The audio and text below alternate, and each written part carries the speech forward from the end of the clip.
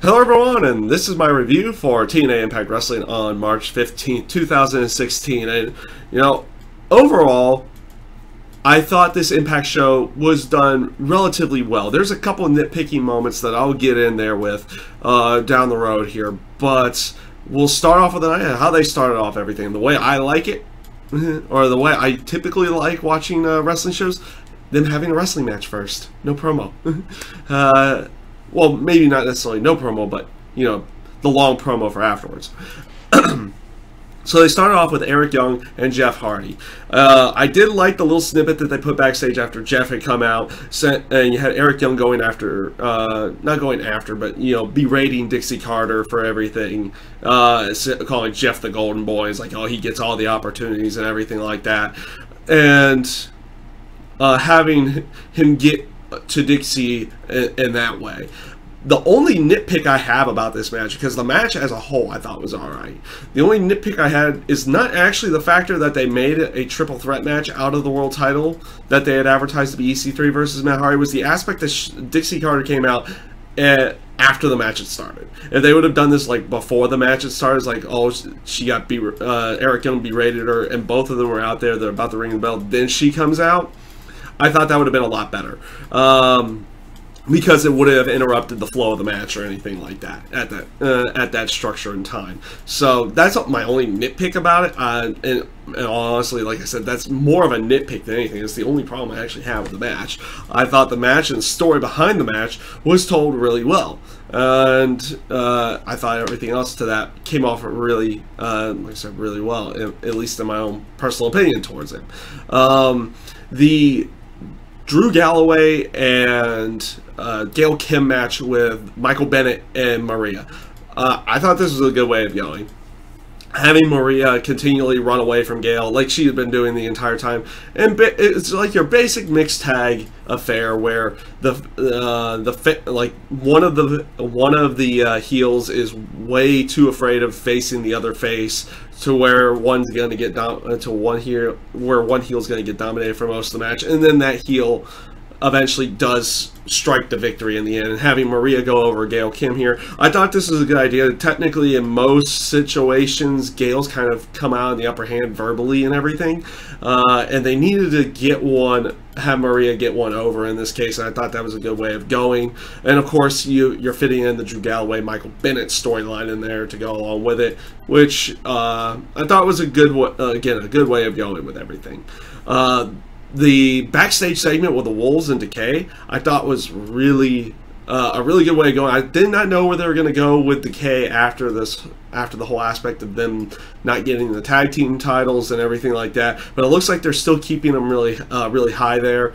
The interesting thing with the 6-person tag, and we have to call it a 6-person because you had Beer Money and Eddie Edwards going after Decay here, and they say get a third, and they make it Rosemary, where obviously you can't have too much in the terms of a man-woman violence, or any at all really in these cases for the most part. They did what they could with that match, with that portion of it, and kind of teasing them going after Rosemary or anything like that during the match.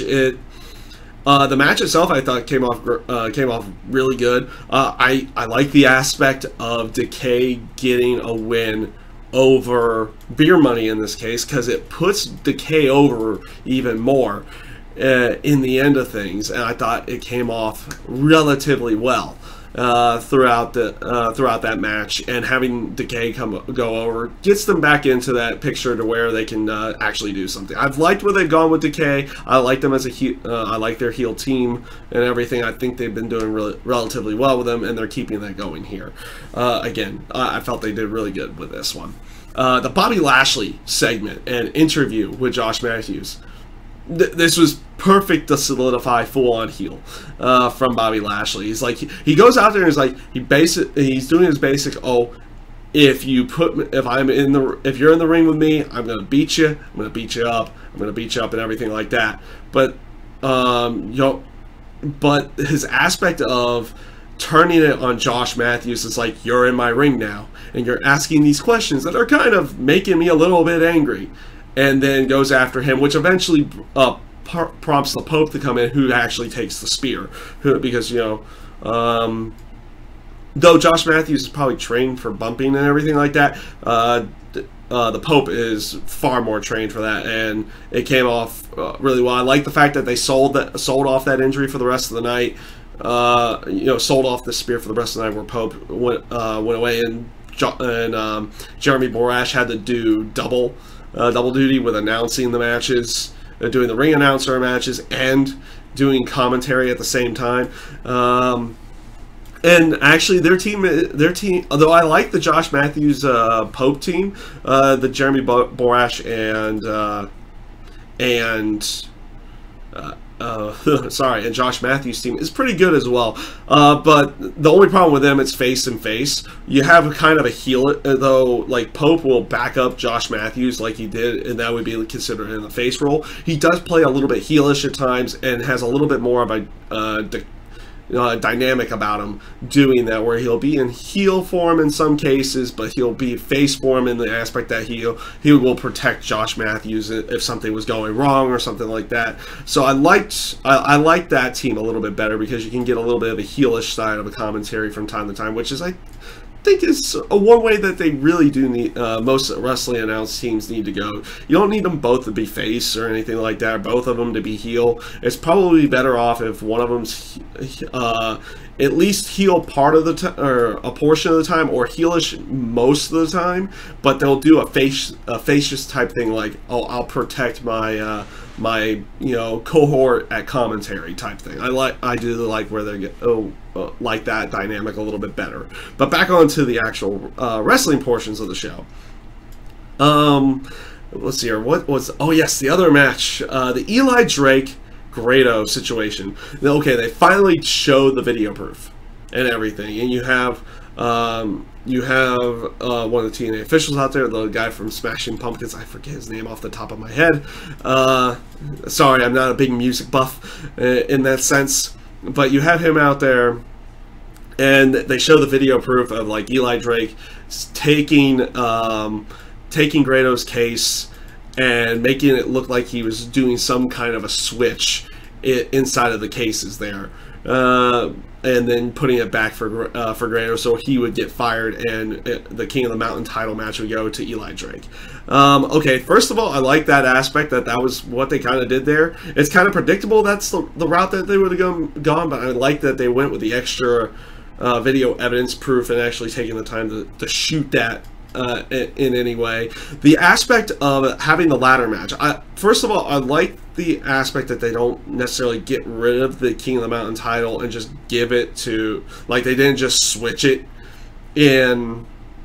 Now Eli Drake is fired and Grado has that. No, they gave him back the King of the Mountain title briefcase, but they give Grado a second opportunity. It's like, okay, we know we messed up, but we can't just give you a contract. We make you earn your contract back inside of a ladder match.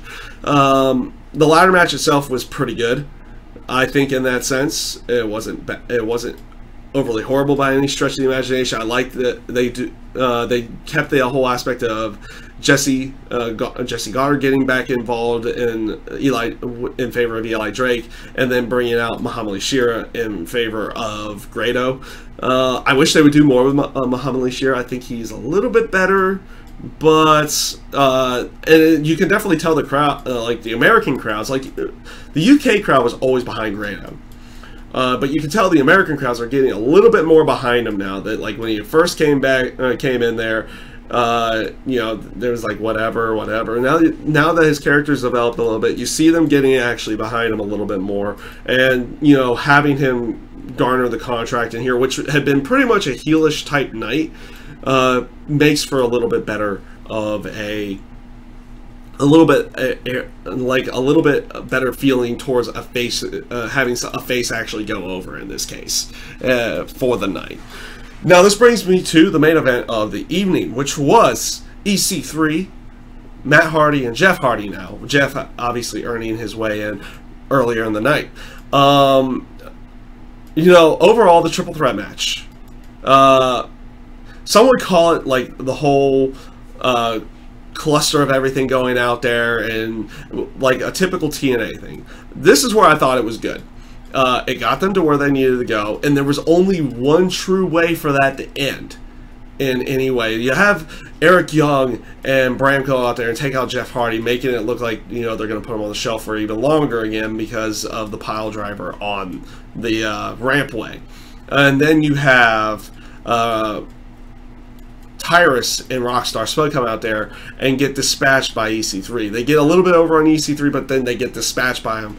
The only nitpick I have, and I'm going to call it a nitpick because I don't think it's a horrible thing, but I still have a semi-problem with it because he doesn't fully fit in where he interferes, is why is Michael Bennett coming out there to take out EC3?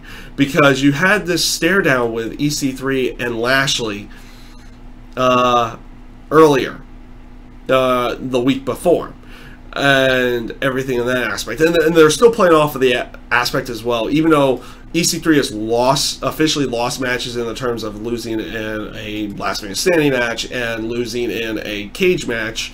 They're still playing off the aspect that he's never been pinned, never been submitted. I like that they're still playing off of that, and they still play off of that determination from EC3 that he's never been pinned, never been submitted, and they play off of that in here, and they found a way to write him out. But I figured, you figure in the storyline purposes, Lashley fits better here than Michael Bennett. Because, you know, Bennett's still kind of in a feud with Drew Galloway, which I'll get to in a moment. So you figure to take out EC3, it would be better for Lashley to come there. Maybe have Lashley be the one that is the first to actually pin or submit EC3 in some way, shape, or form. But they had, like I said, that's my only nitpick. And I don't find it to be the biggest problem in the world, but like storyline-wise, it's like, why didn't they go this route? Why did they go that route? Type feeling. So this brings me to the end. And like I said, with all the chaos and everything, there was only one way for this to actually end. And that was for Drew to come out and cash in and win the World Heavyweight title. And I'm kind of glad that's the route that they went. They actually went that route. Like I said, when you have a chaos moment like that, and especially when you have Matt Hardy pulling off great heel antics at the end, saying, "I told you I was going to win keep the World Heavyweight title tonight," and then Drew's music hits, and then he comes out there, gets him in the ring, and then eventually hits the Future Shock DDT and gets the actual pin. First of all, it's the first time that TNA's actually had the Feast or Fire World Heavyweight title, you know, work, and actually somebody cashing it in a very sensible moment. I mean, every other time, and I could be completely wrong, but it's like every other time they've had it, it's like someone's cashed in to make the match a triple threat or something else or something like this. No, they had someone come out there. It's like they had gotten rid of Jeff Hardy, they had gotten rid of EC3, they had both been incapacitated to the point that they had to be taken to the back. And Matt looked like he was going to be getting out of there with a world title, and then Drew Galloway comes out there. They actually did it in a semi-sensible fashion. And I'm really glad that that's how the route that they went. They made it feel like a surprise still, for the aspect of anything can happen. But they did it in a sensible way that it's not like, oh, this is just like, why did you cash in now? No, they made him cash in a sensible time, in an opportunistic time.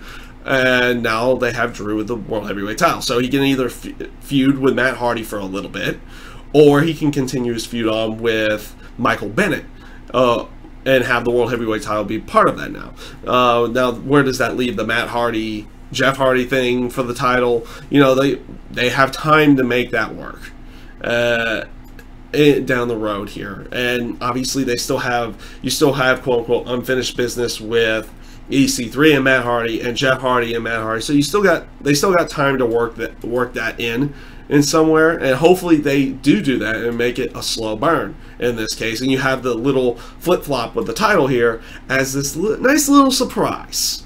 And then maybe it goes back to Matt Hardy down the road here. So we'll see where they go with everything. Overall, Impact this week I thought was actually, again, pretty good. Most of the storylines made sense. There was a couple nitpicking areas in there that I may mention to before, and I would find them as necessarily problems, but they weren't overly that bad. So again, this week's Impact is actually been pretty good. They've been developing their storylines, continuing on with Decay and everything like that. It looks like they're going to go after Beer Money in this case, and of course having that nice little surprise at the end with Drew Galloway. It made sense for the cash in and everything like that. So it came off really well. Not the greatest show in the world, but not a bad one either. So that is my review for TNA Impact Wrestling this week, and I thank you guys for watching.